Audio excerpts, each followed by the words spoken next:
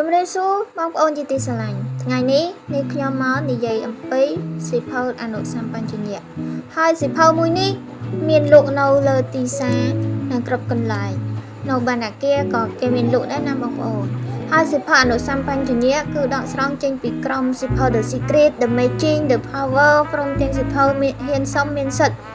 ចឹងនៅក្នុងសៀវភៅប្រមាណមុខហ្នឹងបងប្អូនត្រូវតែអាននៅពេលទំនេរសម្រាប់បងប្អូនក៏រៀនអនុវត្តច្បាប់នៃស្រូបទាញឬក៏ទំនាញធម្មជាតិ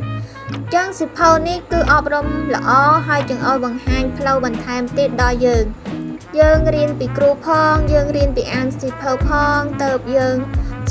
មកដឹងពីក្នុងខ្លួនរបស់យើងឲ្យច្បាស់អញ្ចឹងបើសិនជាបងប្អូនចង់ដឹងថាសៀវភៅនឹងគេបង្ហាញពីអ្វីគ្រូបាអាចារ្យចង់បង្ហាញពីអ្វីបងប្អូនអាចរកទិញបាននៅក្នុងបណ្ដាគារឬក៏កន្លែងណាក៏បានឲ្យតែគេមានលក់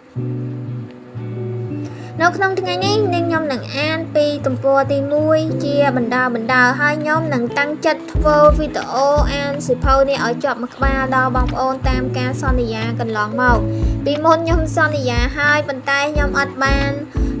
ធ្វើវីដេអូជូនបងប្អូនទេដោយសារតែខ្ញុំរវល់ទៅតែពេលនេះខ្ញុំនឹងដកខ្លួនហើយមកធ្វើវីដេអូជូនទៅដល់បងមួយចំនួនបងប្អូនមួយចំនួនហើយគាត់បានយកខ្លះ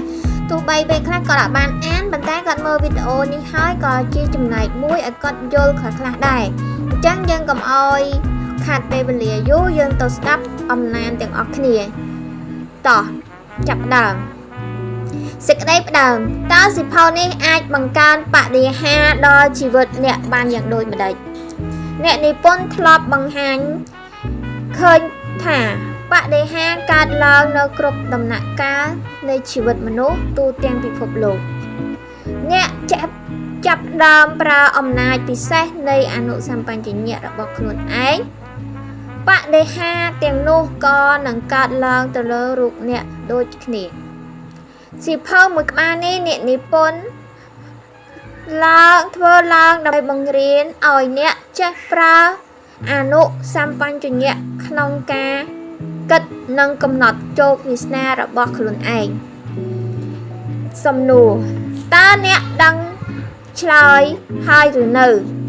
ហេតុអ្វីក៏បុគ្គលម្នាក់មានសេចក្តីសុខតែបុគ្គលម្នាក់ទៀតតែងតែមានទុក្ខ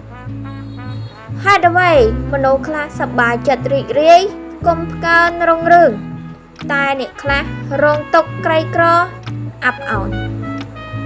ហេតុអ្វីម្នាក់ទៀតភ័យព្រួយនិងកង្វល់រីឯម្នាក់ទៀតមានជំនឿនិងទំនុកចិត្តហេតុអ្វីមនុស្សម្នាក់មានផ្ទះល្អប្រណិតនិងម្នាក់ទៀតរស់នៅខ្ទមតោកយ៉ាកហេតុអ្វីម្នាក់ទៀតទទួលបានជោគជ័យធំធេងតែម្នាក់ទៀតបែរជារលំលលាយអស់ពីខ្លួនហេតុអ្វីមនុស្សម្នាក់មានកេរ្តិ៍ឈ្មោះល្បីល្បាញតែម្នាក់ទៀតបែរជាគ្មាននរណាទទួលស្គាល់ហេតុអ្វីមនុស្សម្នាក់មានទេពកោសល្យខ្ពង់ខ្ពស់លើមុខជំនាញការងាររបស់ខ្លួនទន្ទឹមនឹងម្នាក់ទៀតត្រូវធ្វើការជាទម្ងន់ហើយនៅពេលតែมันអាចប្រៀបផ្ទឹមនឹងអ្នកដទៃព្រមទាំងมันអាចសម្រេចជោគវាសនាជីវិតរបស់ខ្លួនបានហេតុអ្វីមនុស្សម្នាក់មានសេចក្តីសុខភាពរត់ទ្រោមនិងមានជំងឺរ៉ាំរ៉ៃមើលមិនជាតែម្នាក់ទៀតមានសុខភាពល្អគ្មានរោគព្យាធិអ្វីសោះហេតុអ្វីទើបមានលទ្ធិសាសនាប្រសើរខ្ពង់ខ្ពស់ទន្ទឹមនឹងលទ្ធិមួយចំនួនបែរជាធ្វើឲ្យមនុស្សរងទរណកម្មទាំងផ្លូវកាយនិងផ្លូវចិត្តហេតុអ្វីទើបមានបុគ្គលខ្លះ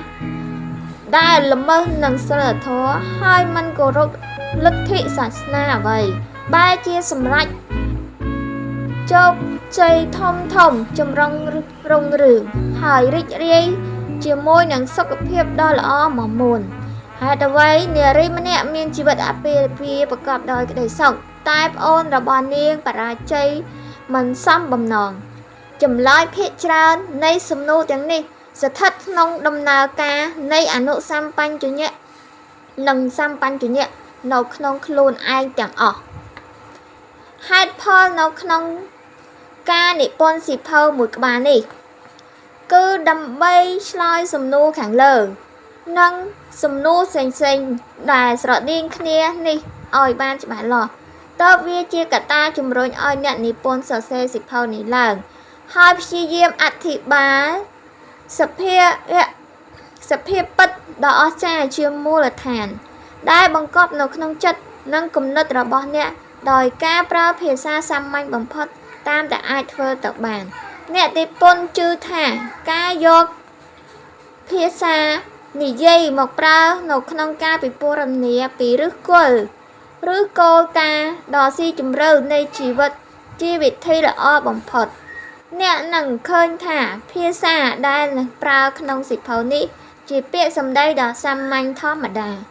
តែងតែជួបប្រទះប្រចាំនៅក្នុងកាសែតទស្សនាវដ្តីនិងជួបប្រ